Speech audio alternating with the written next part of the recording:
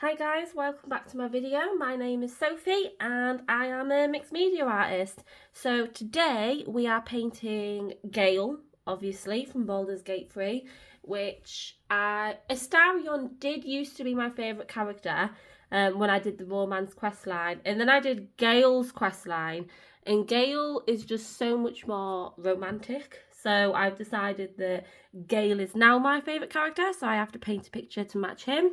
I've got lots of watercolour palettes because I'm still undecided which one to use.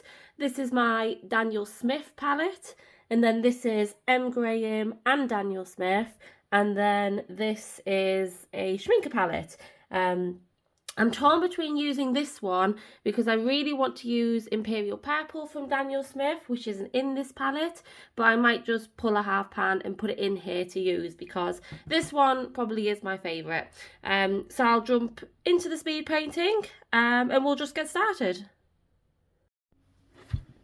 So this is my painting of Gale from Baldur'sgate 3, which I'm sure probably most gamers have now, but if you haven't, it's a really good game. I'd recommend playing it. It's won loads of awards and everything, so that just goes to show how good it is, really. I'm not a massive gamer, but every now and then there's a game that just catches my eye and I do play, particularly because my partner plays video games and he's always asking me to play certain ones with him. So this is the ones that I played, I tried, and I got into. So for this painting, I actually decided to use the Daniel Smith watercolour palette. I did make a few modifications just from like painting over the years. I've realised colours that I prefer. Initially, I put in Schminker quinacridone magenta for mixing skin tones, and I've just found it's way too purpley for me. It makes the skin tones look a bit pale and washed out. So I took that colour out and I replaced it with quinacridone rose from Daniel Smith, which is probably one of my all-time favourite colours for mixing skin tones. So yeah, I did that, and then I also added, from my metal tin palette, I just took out the Imperial Purple half pan, just because the only issue with these plastic palettes is you can only have so many wells. I think this one is 20, and if you want to remove a well, you just end up making a mess. So I just thought, right, I'll just grab Imperial Purple from my other palette, as it's one of those colours that I don't need it for every painting, so I'd rather just have it in a half pan so I can grab it when I can. Obviously, Gale Purple is used a lot in his character design, and Imperial Purple is a really rich blue leaning purple, so I definitely wanted to add that just for his clothes and some shadows and things on the skin as well.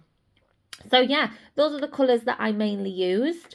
And I also added a touch of colour pencils. I always do this after probably my final skin layer. I just add some coloured pencils to add more depth and to see where I need more shadows. And sometimes I'll add watercolour on top, depending on how it turns out, really.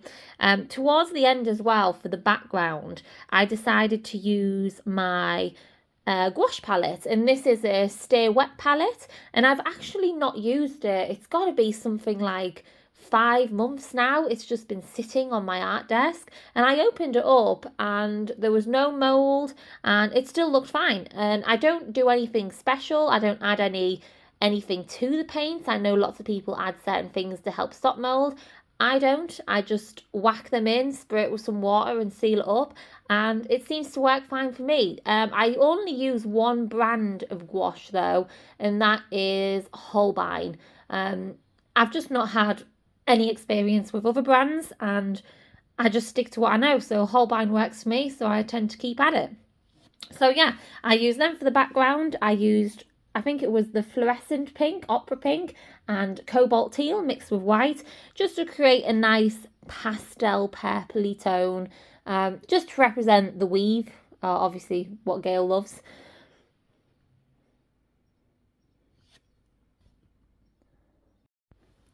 So overall, I'm pretty happy with the painting.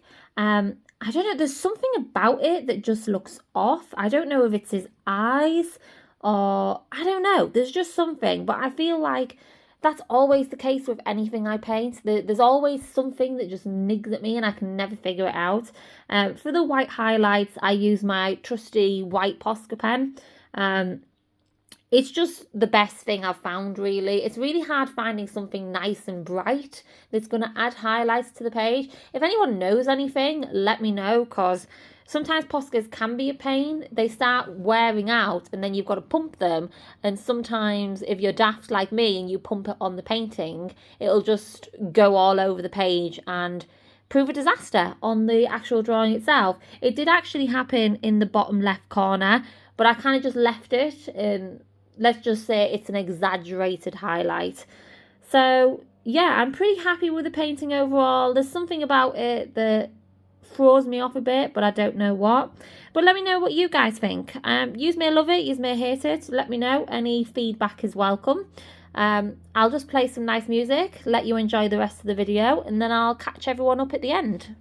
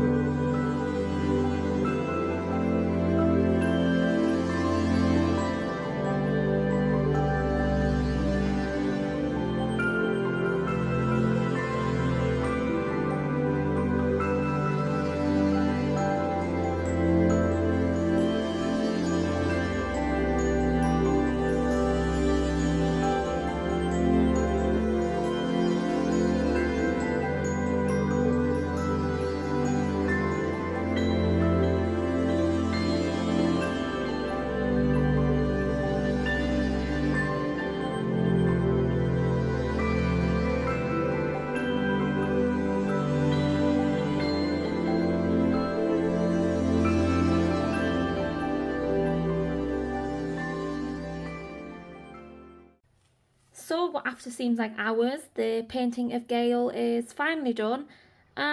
What do I think of it? I'm not sure. I'm one of these people where, because I've been staring at it for so long, the painting just looks bad no matter what. So I'm going to return back to it after a few hours and I may like it. But right now I'm kind of indifferent. I really like the background colours to kind of represent the weave. I think that's really pretty. I don't know. I feel like his eyes look off. Maybe that's just me. Let me know what you think. Leave a comment below and make sure to like the video. And I'll catch you in the next one. Bye, guys.